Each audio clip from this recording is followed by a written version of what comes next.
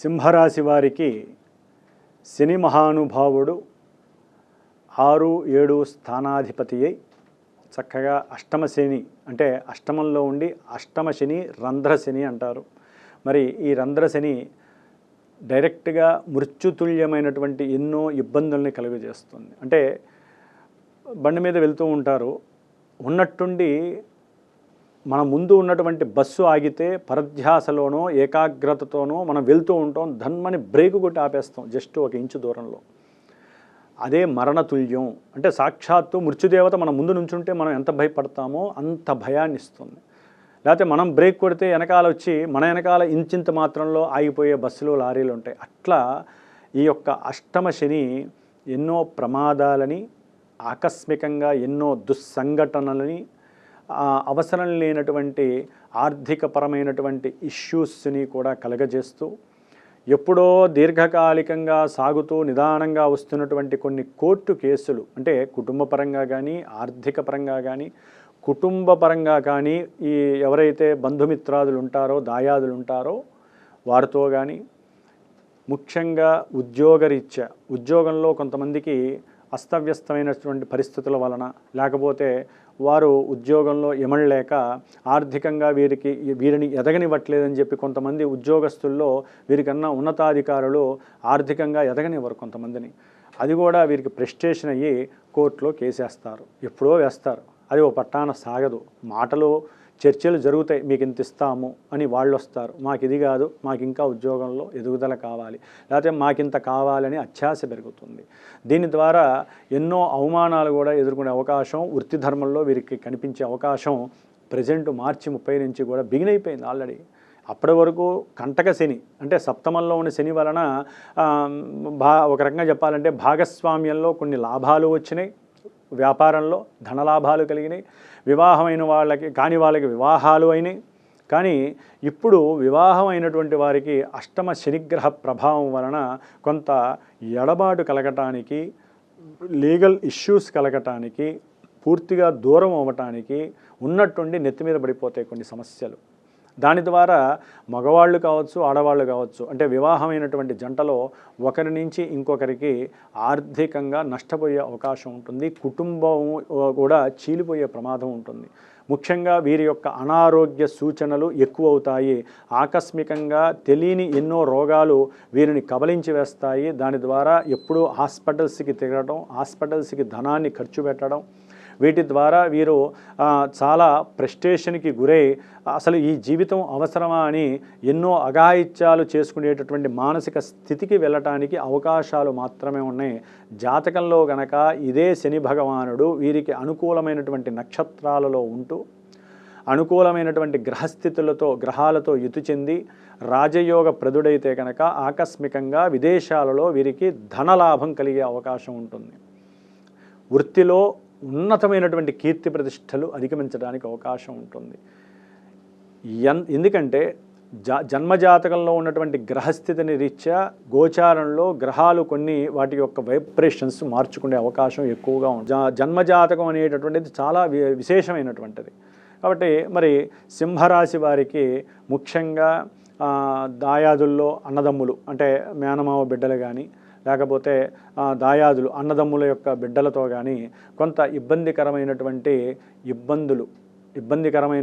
ఇబ్బందులు అంటే వీరి యొక్క ఏకాగ్రతని చెడగొట్టడం, ధనపరంగా కొంత వసూలు చేసుకునేటటువంటి మార్గాలు అన్వేషించటం, వీరి మీద లేనిపోని అభాండాలు వేసి వీరిని కుంగదీయటం సింహరాశి వారిని ఈ విధంగా చేస్తూ ఉంటారు.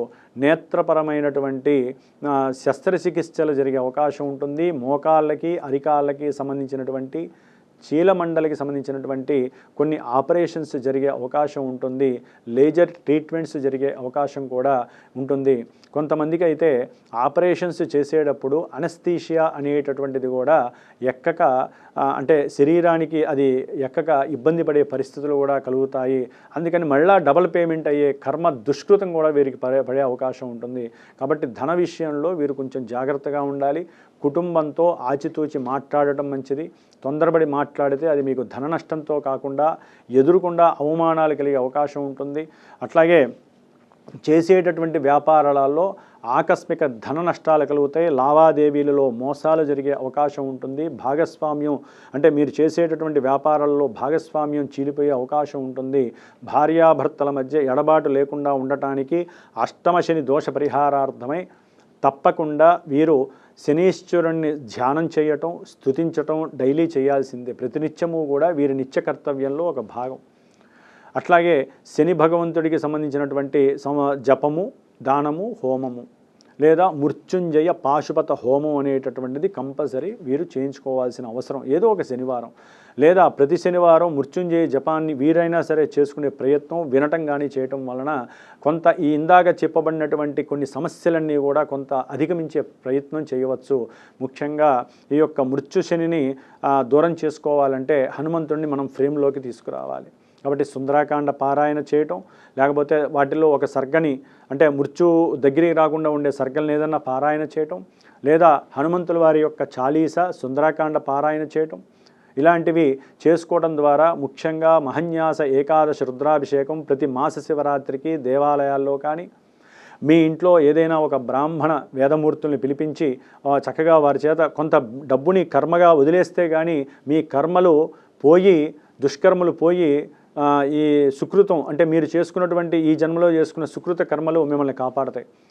దైవ సేవ సింహరాశి వారికి తప్పనిసరిగా చేయవలసిన ఆవశ్యకత ఈ 2.5 సంవత్సరాలు ఉన్నాయి. అందులో ఈశ్వరారాధన, హనుమత్ ఆరాధన అనేటటువంటిది మీ నెత్తి మీద మృత్యుశనిగా దాపరించినటువంటి పరిహారాలను మీరు చేసుకుంటేనే మీరు బయటపడే అవకాశాలు ఎక్కువగా ఉంటాయి.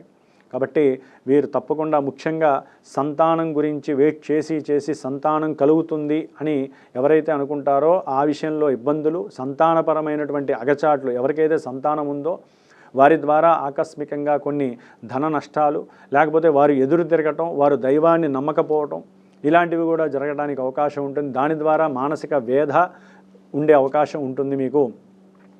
అట్లాగే తండ్రి నుంచి కొంత వ్యతిరేకమైనటువంటి ఫలితాలు కూడా మీకు కనిపించే అవకాశాలు ఉంటాయి సింహరాశి వారికి.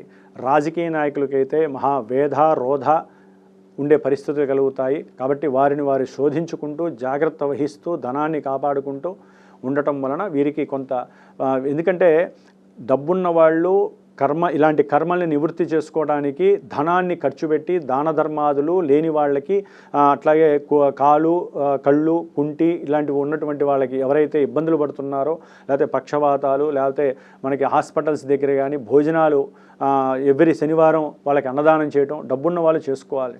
డబ్బు లేని వాళ్ళు దేవాలయంలో ఇంత కాస్త నైవేద్యం చేయటం, రావి చెట్టు చుట్టూ ప్రదక్షిణం చేయటం ఇలాంటివి చేయటం ద్వారా అన్యోన్య దాంపత్యం లేకపోయినప్పటికీ కొంత కలిసి ఉండే భాగ్యం అన్నా కలుగుతుంది. కాబట్టి ఈ యొక్క ఎవరైతే సింహరాశి వారు ఉన్నారో జాగ్రత్తలు వహించండి, శని మహానుభావుని శాంతింపజేసుకోండి, దైవాన్ని ఎక్కువగా ఆరాధించి కాస్త ఈ 2.5 సంవత్సరాలు జాగ్రత్తగా ఉండగలిగితే మీకు చక్కటి అనుకూలమైనటువంటి జీవితం ప్రసాదిస్తాడు. ఓం శం శనైశ్చరాయ నమః.